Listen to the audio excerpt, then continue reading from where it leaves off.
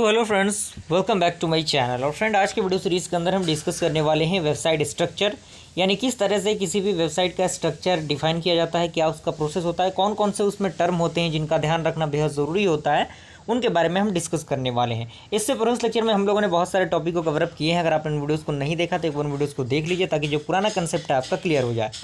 तो फ्रेंड, इसमें सबसे पहला पॉइंट कह रहा है कि a website structure refers to how the website is setup, that is how the individual sub pages are linked to the one another. यानी वेबसाइट स्ट्रक्चर जो होता है वो रिफर्स करता है कि किस तरीके से किसी वेबसाइट को हम सेटअप करें, या फिर कैसे किसी इंडिविजुअल सब पेज को किसी दूसरे सब पेज से यानी किसी दूसरे अनदर पेज से हम लिंक करते हैं, क्या उसका प्रोसेस होता है।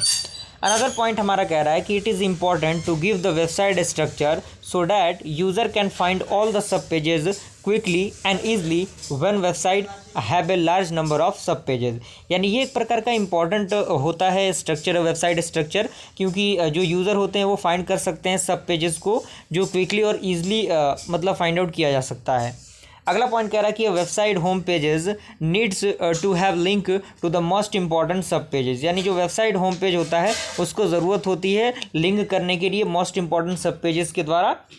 उसके बाद कह रहा है कि generally used website structure is hierarchical structure. यानी जनरली हम जो यूज़ करते हैं वेबसाइट स्ट्रक्चर के लिए वो हायरार्किकल स्ट्रक्चर यूज़ करते हैं। तो यहाँ पे एक डायग्राम आपको दिख रहा होगा जिसमें आपको मेन सेक्शन दिख रहा होगा, दूसरा आपका सब सेक्शन दिख रहा होगा। मेन सेक्शन में आपका प्रोजेक्ट होगा, प्रोडक्ट होगा, वेब्स होगा, इवेंट होगा और ब्लॉग होगा।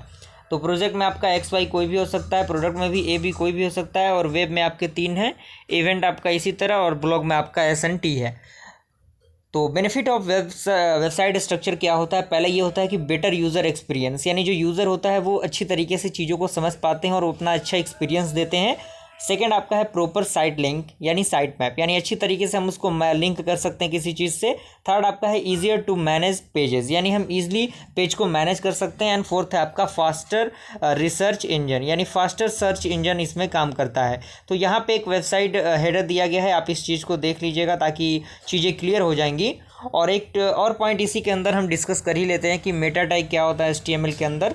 तो मेटा टैग कह रहा है कि meta tag provide the meta database और information about the data in HTML and metadata will not be display on web page only understandable by machine। यानी जो मेटा टेबल होता है, मेटा डेटा होता है वो डिस्प्ले नहीं किया जाता वेब पेजेस के द्वारा, वो केवल अंडरस्टैंड किया जा सकता है मशीन के द्वारा। And meta elements are use to specify the page description keyword and another of the document last modified date. यानी जो मेटा एलिमेंट्स होते हैं उनका हम यूज़ करते हैं स्पेसिफाई करने के लिए किसी भी पेज के डिस्क्रिप्शन को, उसकी कीवर्ड्स को, साथ ही अनदर जो मॉडिफिकेशन होता है उसका लास्ट डेट क्या होता है, उन सारी चीज़ों को। अगला कह रहा है कि the meta data can used by the browser and the search engine.